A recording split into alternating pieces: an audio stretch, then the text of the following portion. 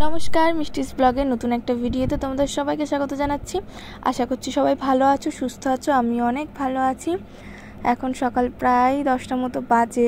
আমি রান্নাঘরে এসেছি। আজকে সকালবেলাতেই না একটা পাউরুটি এনে রেখেছিলাম।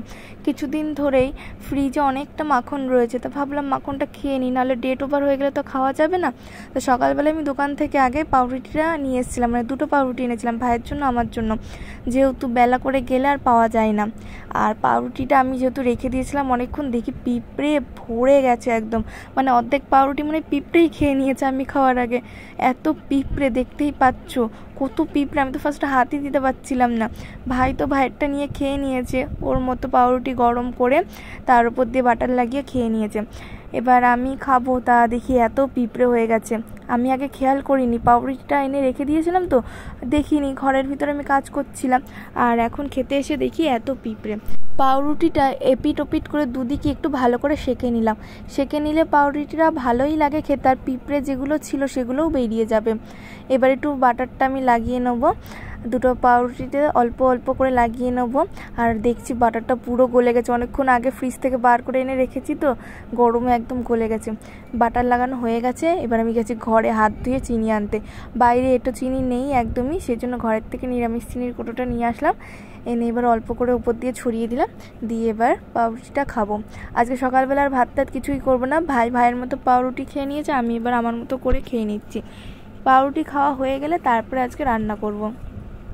আজকে ভাবছিলাম যে মাকেই বলবো রান্নাটা করতে, আমি মোটামুটি একটু গুছিয়ে গাছিয়ে দেবো হাতের কাছে। তো আমি খেয়ে নিই, তারপরে দেখি মা কি বলে। যদি মা রান্না করতে চাইতো তাহলে মাই রান্না করবেন। আর আজকে না ভালোও লাগছে না, এত গরম পড়ছে না, আমি খেতে বসে পুরো ঘেমে গেছি, ভীষণ গরম লাগছে। এই গরমে মনে হয় না আর রান্না বান্না করি বা খাওয়া দাওয়া করি বা কোনো কাজ করি, মনে হয় কি সারাদিন যেন ফ্যানের তলায় বসে থাকি। রুটিটা খেয়ে নিই, কারণ এক গাদা কাজ রয়েছে, বাসন রয়েছে। একটু আগে কিছু বাসন মেজে রাখলাম, আবার দেখো কতগুলো বাসন হয়ে গেছে। তো বাসনগুলো আমি এবার মেজে নেবো। এখানে দুটো ঝুড়ি, একটা গামলা রয়েছে, খুন্তি রয়েছে, হাঁড়ি রয়েছে, হাঁড়িটাও মাজতে হবে কারণ ভাত বসাবো তো, সেই জন্য ভাবলাম তাহলে একবারে মেজেই নিই। কালকে রাতেরগুলো তো মাজা হয়নি, সেগুলো আমি সকালবেলাতে মেজে নিয়েছিলাম। আর এবারে এই কটা রয়েছে, এগুলো মেজে নেবো। বেসিনেই মাজা হয়। আগে যখন আমাদের এখানে কল ছিল না, মানে মোটর লাগানো ছিল না, তখন আগে একটা বালতি ছিল, ওই বালতির ভিতরে না কল লাগানো ছিল। আমি কল থেকে জল টেনে টেনে দিতাম মার কাছে, মা ওই বালতির মধ্যে ঢেলে নিত, নিয়ে এখানেই দাঁড়িয়ে দাঁড়িয়ে মাজতো। বেসিনটা আগের থেকেই লাগানো ছিল, কিন্তু তখন তো আমাদের মোটর লাগানো ছিল না, ট্যাঙ্কিও লাগানো ছিল না। তো ট্যাঙ্কি আমাদের লাগানো রয়েছে, কলে রয়েছে দুটো কল, মানে কল পারে, আর এই বেসিনের এখানে একটা কল রয়েছে, আর বাইরের দিকে একটা কল রয়েছে এই।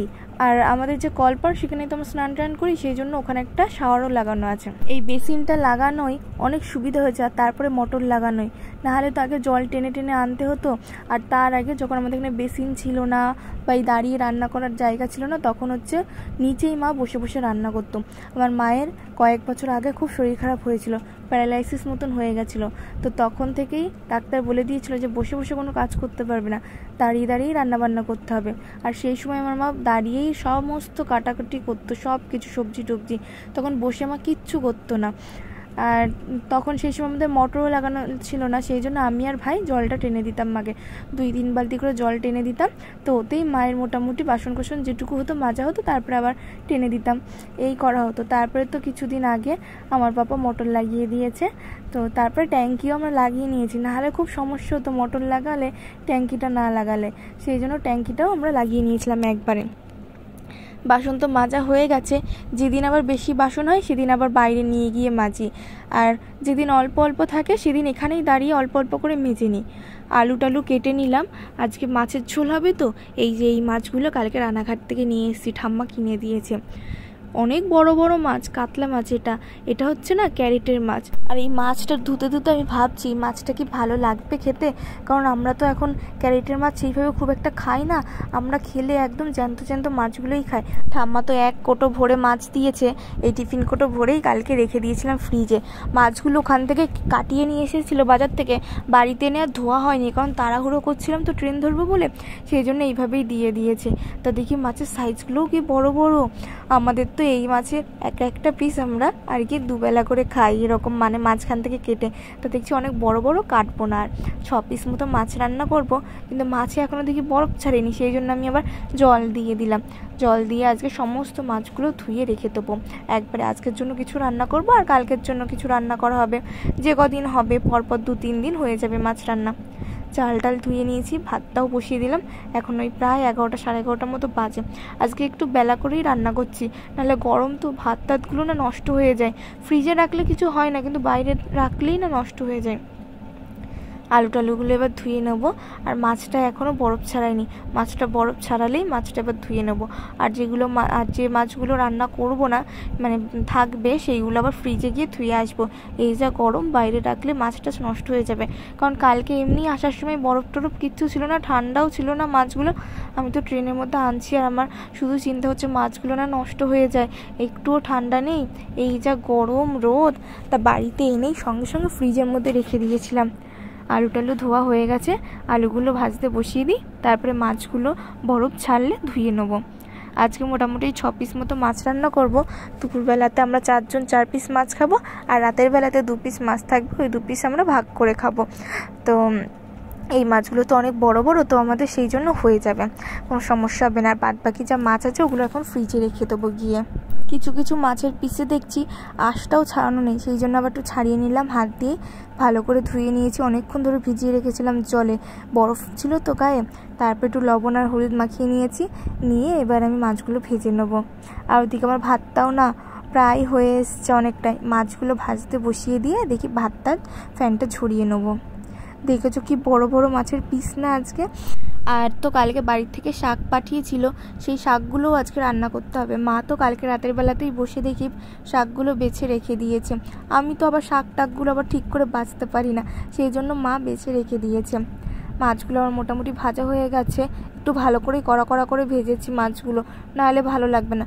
আর এই মাছগুলো অনেক বড় বড় তো, সেই জন্য আদা জিরে রসুন দিয়ে পেঁয়াজ দিয়ে না রান্না করলে ভালো লাগবে না। এই পাতলা পাতলা ঝোল করলে এই মাছের তরকারি খাওয়া যাবে না, একটু কষা কষা করে মাছটাকে রান্না করতে হবে।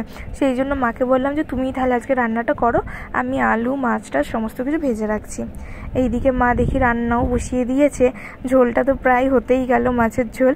আর এইদিকে মা এখন নিচেই বসে শাক কাটছে।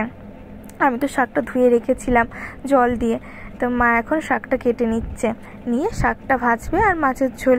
তাহলে আজকে আমাদের দুপুরবেলা রান্না বান্না মোটামুটি কমপ্লিট হয়ে যায়। আর মা দেখো কিভাবে ঘেমে গেছে, রান্না করতে করতে পুরো স্নান করে গেছে। খাওয়া দাওয়া করে আমি তো একটুখানি শুয়েছিলাম, তো বিকেলবেলার দিকে আমি উঠলাম প্রায় 5:30 তখন বাজে। তা ভাই বলছে কি ও একটু লেবু জল খাবে, সেই জন্য ওর জন্য একটু জল করছি, লেবু জল, নুন চিনি আর পাতি লেবু চিপে একটু করব শরবত টাইপের। আমি আরও দুজনেই খাবো, আর এটা খুব ভালো লাগে খেতে। নুন চিনির জলের থেকে যদি একটু লেবু থাকে ঘরে, পাতি লেবু, সেটা যদি একটু চিপে দেওয়া যায় না, খেতে দারুণ লাগে। আর গরমকালে তো আমরা মোটামুটি সবাই গ্লুকন্ডি বা নুন চিনির জল, গ্লুকন্ডি না থাকলে মাঝে মধ্যে নুন চিনির জল, তারপর মাঝে মধ্যে বাতাসার জল, মানে বাতাসা ভিজিয়ে রাখি আগের থেকে, বা মিছরির জল, এগুলো আমরা খাই। আমরা খাই বলতে পাপা তো কাজে যায়, পাপা বাড়িতে আসলে পাপাকে করে দেওয়া হয়। বেশিরভাগ আমরা নুন চিনির জল বা গ্লুকন্ডি এই দুটোই খাই। ভাইকে এই শরবতের জলটা করিয়ে আমি এখন রেডি হয়ে যাচ্ছি পড়াতে। এখন প্রায় 6:30 মতো বাজে, পড়াতে যাচ্ছি। তাহলে আজকের ব্লগটা এখানেই শেষ করছি। ভালো লাগলে অবশ্যই এটা লাইক কমেন্ট শেয়ার করে দেবে। যারা নতুন আছে চ্যানেলে, তারা কিন্তু চ্যানেলটা সাবস্ক্রাইব করে দেবে। এটা সবাইকে।